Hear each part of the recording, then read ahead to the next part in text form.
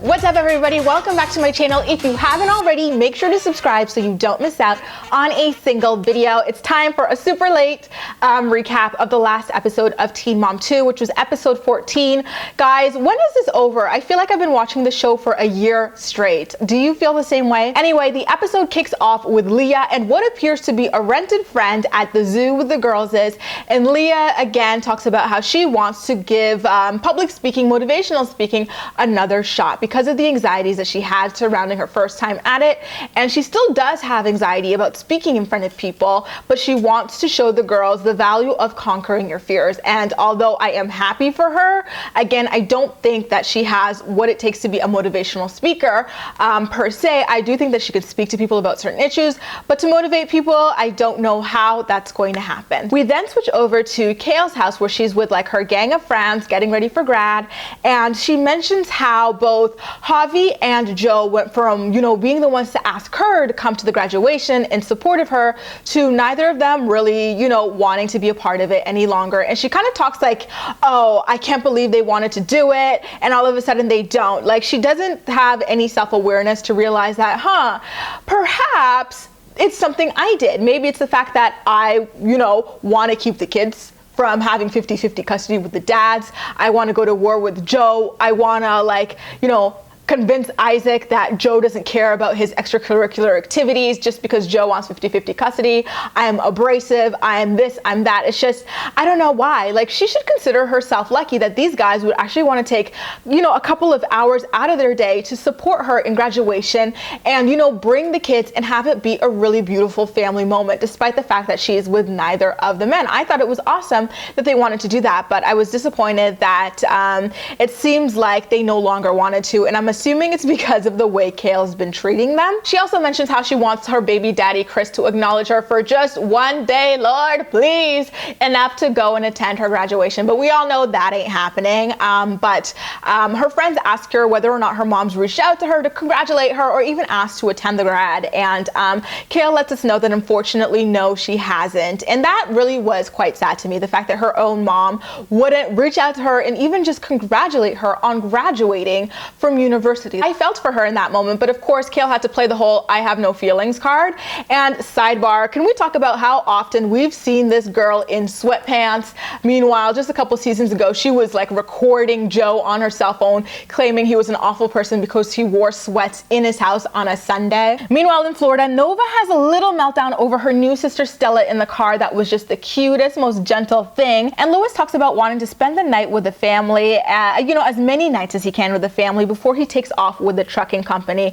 And I'm not sure why, but that really pisses Roxanne off, who asks him what the plan is and how much money he's going to be giving Briana, etc. We then cut over to a really quick scene of Janelle literally curving her child Kaiser, who was like running for her at the same time as the dog that she was calling for, Pumpkin, and she literally just pets the dog, and Kaiser's just like sitting off on the side alone, like, it was so freaking like Janelle. And then we cut back over really quickly to Briana actually, and it's her and her mom talking about how Lewis is lazy for wanting to stay at the house with the baby, sleep on the couch. They talk about how he has no job yet, even though it seems like he has a job lined up, and how he hasn't changed a diaper, given money, and is just like a general deadbeat. Briana actually goes as far as to say that Lewis's presence around her makes her uncomfortable, which kind of had to be like, you weren't saying that when you were like raw dogging it within 30 days of meeting the guy. Back in West Virginia, Leah hits the stage for her ill-fated second motivational speaking attempt. She was just as unprepared as she was the first time around, talks about how nervous she is, how crappy her childhood was, and how she had no clue what she was doing raising her kids. She says that she hit rock bottom because she didn't know her worth or her power. Thankfully, things pick up for her when she has the audience do an activity, which is to write down all of their fears on a paper card that they were going to go outside and burn together to symbolize releasing those fears and just, you know, living in the moment and understanding your power, your worth, and all that beautiful stuff. And so outside, she lets everybody know that her biggest fear is Allie not getting married, not being treated right, being bullied, like all of these things involving Allie because of, you know, her very serious health concerns. And, you know, you can really see everyone connect with her. It was very, very, very brave of her to share that with, you know, not only the crowd, but the whole world as well. And then she has her daughters give these affirmations in front of the crowd. You know, I'm beautiful, I'm smart, I love my sisters. So amazing. I really, really loved, you know, the second half of her presentation and how she involved her kids in it as well. Leah really is amazing with kids. Like, they love her, she's sweet with them and all that. I'm not talking about her parenting skills, I'm talking about how she is like speaking to them. You can just tell that kids love Leah, and she has that like kindergarten teacher energy, and I feel like that should be her niche in terms of motivational speaking. She should be dealing with children as opposed to adults, you know, because most of the adults she will like ever speak to have accomplished more than she has. Do you know what I mean? And so I feel like that should be what she focuses her energy on, and she really could do well dealing with kids. Over and over, Cael tells her friends that she is planning to either be enrolled in grad school or working by January, which is a really lofty goal. We'll see how that goes. There's only a couple of months until January, and I haven't heard news of her doing either quite yet.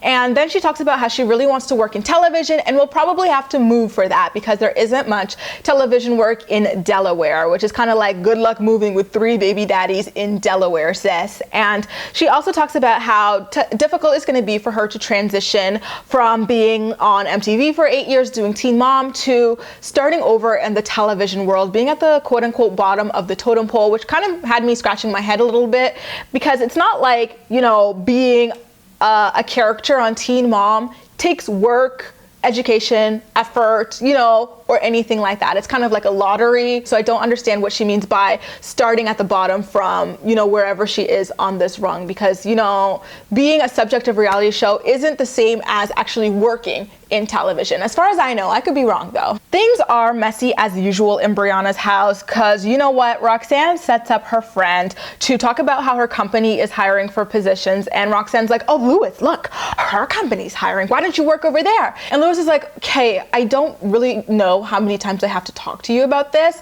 but I am going to go to trucking school. I'm just here for the first few months because I don't want to miss out on time with my daughter. Like, he was really respectful about how he spoke to her. And of course, Roxanne had to go in front of everybody. Like, she was like, you're a loser, you're a deadbeat, you're this, you're that, you haven't given Briana money, XYZ. And it's kind of like, I don't know why they don't really work with him in this respect, because he is present, and that is the best thing you can be for your kid. Like, he might not have the money now or the job right now, but you know that that's what he wants to do, is to go off on the road to do the trucking stuff so that he can have money for his kid. But in the meantime, he wants to enjoy her first couple of months. Like, I don't understand what is so difficult to understand.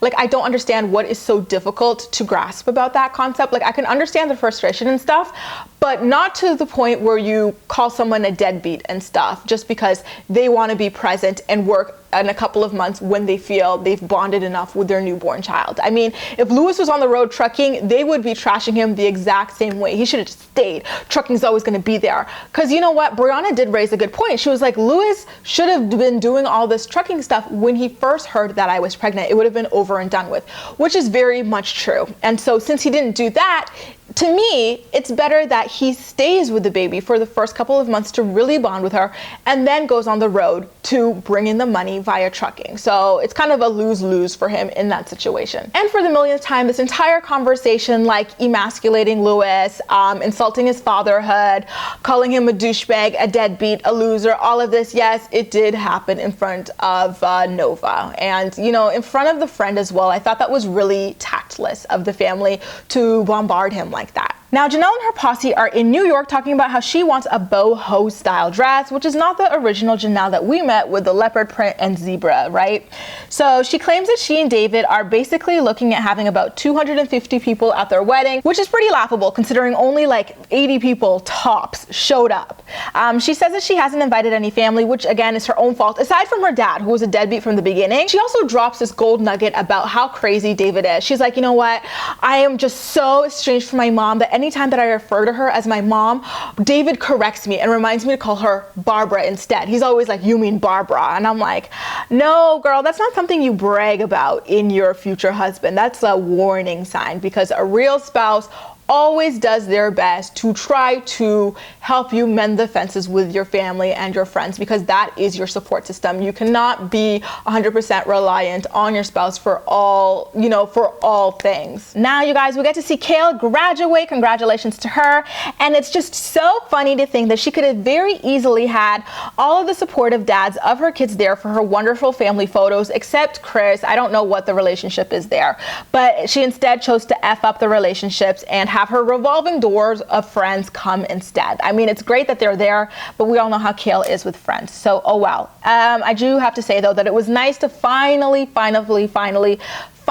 in like almost a decade of watching Teen Mom and Teen Mom 2, see an actual university graduation amongst these girls. I mean, it's great that like some of them have certificates from beauty schools and from whatever that thing is that Janelle has, that little degree mill thing that she can't pass the second test for, but like a 4-year degree. Congratulations to Cael. This is a huge moment in Teen Mom history that I will not take away from her. Back at the Dejesus house, Lewis predictably like leaves the house in the middle of the night, and I am 100% in agreement with him. I do not blame him one bit for up and leaving in the middle of the night to kind of cool off after the way that the family humiliated him in front of his daughter, her half-sister, and Briana's friend as well. What they did was absolutely unacceptable, okay? And so he leaves in the middle of the night and tells Briana that he'll be back bright and early in the morning, which I can kind of see as being, okay, good. You don't want to be stewing in anger on someone's couch when you could be sleeping in your own comfortable bed for one night. And so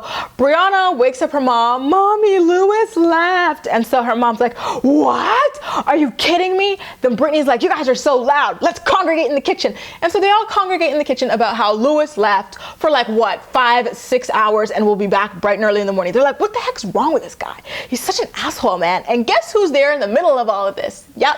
Nova at freaking like midnight, 1 o'clock in the morning, whatever it is, as they bash the baby daddy. Oh my God, you guys. Now, in the final scene of the episode, Janelle and the gang go bridal shopping for a lace gown with an out-of-the-box feature. Like, I don't know, nude mesh, white coloring. I don't understand what out of the box means in Janelle land, because everything that she tried on seemed pretty freaking standard to me. It takes her about 2 stores, but she finally found one that was perfectly out of the box for her.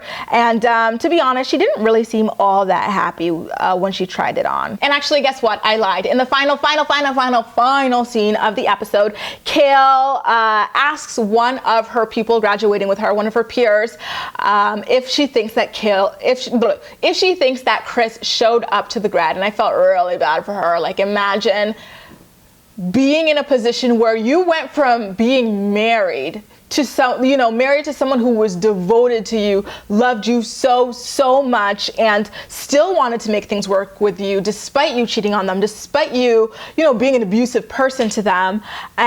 Going from that, to having a new baby daddy that, first of all, does not want you mentioning their name publicly, does not want you posting, photos with them publicly, and does not even offer to come to your graduation. Like, you don't know when this guy's gonna acknowledge you. You know what I mean? Like, I don't know how you go from wife to that. And to especially realize and understand that Javi, even in the midst of all of this, still wanted to support her and attend her graduation as well. That was quite sad. And I want to say it's pathetic, but I don't mean pathetic like, haha, look at her. It's pathetic in that, like, it's just sad. Like, you feel so sad for this really broken person who would go from wife to a side chick baby mama with a guy who does not want her to publicly acknowledge him one bit. Okay, you guys. There were Chelsea scenes in this episode, but it revolved around her wanting to give Watson shots. That was basically it. So there's nothing to recap there. Imagine getting paid that much money to literally contribute nothing to a television show. Like, that's really lucky for you, girl. Anyway, that recaps the latest episode of Teen Mom 2. I'm really curious to hear what you had to say about all of it. So do make sure to leave all of your thoughts and opinions in the comment section down below. And as usual, we'll chat. You can also like this video, subscribe for more. Feel free to share it with your friends as well, and follow me across social media where I absolutely love chatting with you. That's all for now. Thank you so much for watching, and I'll see you next time.